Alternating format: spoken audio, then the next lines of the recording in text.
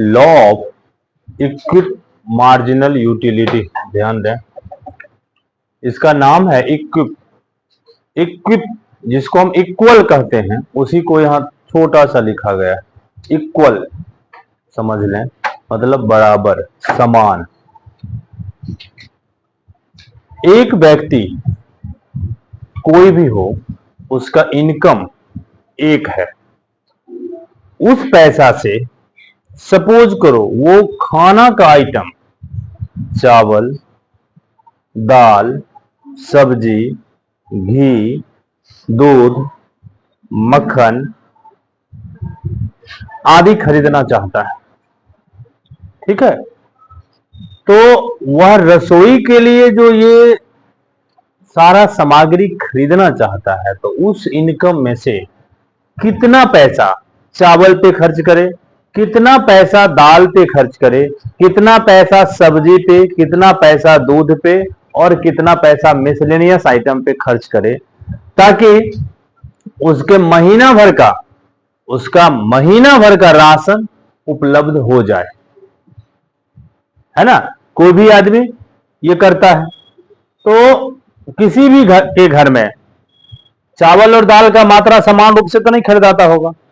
चावल अधिक मात्रा में, उसके रेशियो में जो उचित बनता होगा उतना दाल, फिर उसी के रेशियो में सब्जी, फिर उसी के रेशियो में मसाला, तेल, प्याज आदि जो भी सामान है वो खरीदाता है। तो अपने इनकम को, अपने ये आवश्यकता, डिफरेंस प्रकार की आवश्यकता पर एक व्यक्ति जो डिवाइड करता है, अपने द्वारा किए गए इनकम को डिफरेंस प्रकार के वांट्स पर जो डिवाइड करता है, इस पर्पस से कि प्रत्येक वांट से उसे इक्वल यूटिलिटी मिले। ऐसा नहीं कि महीना के अंतिम सप्ताह में चावल धले है और दाल खत्म हो जाए, तो वहां तो उसको टेंशन हो जाएगा, है ना।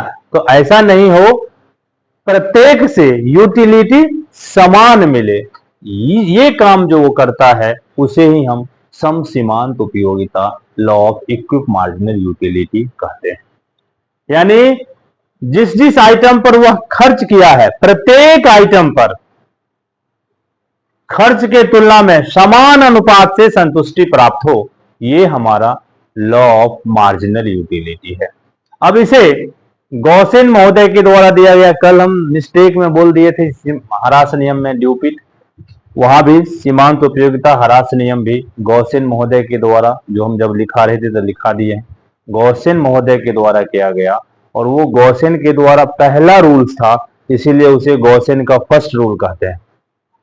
और ये law of equi marginal utility Gossen के द्वारा दिया गया दूसरा रूल है, इसीलिए इसे सेकेंड लॉ ऑफ गॉसेन का दूसरा नियम कहते हैं। अब यहां क्या है, ध्यान दें, चावल, दाल, जो भी आइटम है, चावल, दाल, सब्जी और अदर जो भी है, हम एक परचेज किए, अब इसके परचेज को स्टॉप करके फिर दूसरा परचेज किए, फिर इसको स्टॉप करके तीसरा परचेज किए, फिर इसको स्टॉप करके चौथा आइटम, इस तरह से अपने महीना भर की आवश्यकता का चयन कर करके एक खरीद लिए तो उसको रोकते हैं, जब लग गया कि ये महीना भर का हो गया तो दूसरा चीज खरीदते हैं।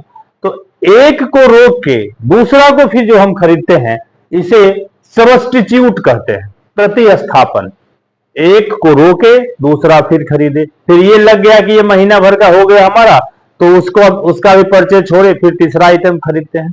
तो यहां एक आवश्यकता को संभवतः पूरा करने के बाद दूसरा आवश्यकता, फिर उसके बाद तीसरा आवश्यकता को पूर्ति करते हैं। तो यहाँ वांट्स का अलग अलग हिसाब से जो हम सिलेक्शन करते हैं, इसीलिए इस लॉ को लॉ ऑफ सब्स्टिट्यूशन भी कहते हैं। यही लॉ हमारा प्रतिस्थापन का नियम कहलाता है। एक आवश्यकता की पूर्ति जब हो जाए तो उसका खरीदना बंद करते हैं, फिर दूसरा आवश्यकता देखते हैं अब क्या है, फिर वो आवश्यकता पूरा हो गया तो उसका खरीदना ड्रॉप करके तीसरा आवश्यकता खरीदते हैं। तो ये एक के बाद एक लगातार हम अपने प्रत्येक आवश्यकता का चयन कर करके फिर उसका परचेज करते हैं, इसीलिए इसे लॉ ऑफ सब्स्टिट्यूशन कहते हैं। इस नियम का कितना नाम हो गया, law of equi marginal utility. फिर गॉस सेकेंड लॉ, फिर लॉ ऑफ सब्स्टिट्यूट, किसी भी रूप में इस क्वेश्चन को पूछता है। कुल मिला के है क्या कि एक जो भी हमारा व्यक्ति है, जिस किसी का भी हम एग्जाम्पल लें, चाहे हम खुद अपना एग्जाम्पल प्रस्तुत करें, महीना में जो भी हम कमाते हैं, हमारा जो वेतन मिला, उस वेतन को पूरे महीना भर के अपने आवश्यकता विशेष पर इस प्रकार से खर्च करते हैं कि प्रत्येक किए गए आवश्यकता से समान संतुष्टि प्राप्त हो। इसीलिए इस नियम को लॉ ऑफ मार्जिनल, ये law of equi marginal utility, equip marginal utility कहते हैं। इसको रोक दो, अब आगे लिखें। रोको रोको, इधर तो नहीं दिखता।